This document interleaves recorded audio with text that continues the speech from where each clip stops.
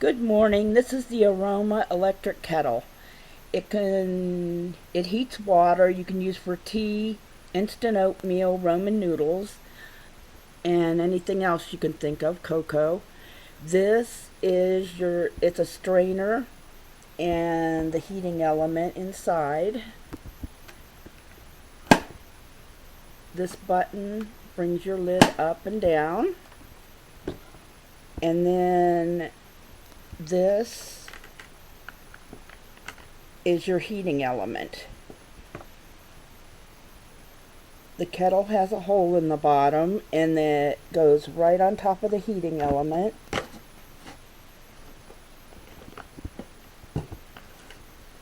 And it does come off easily, so you have to be careful.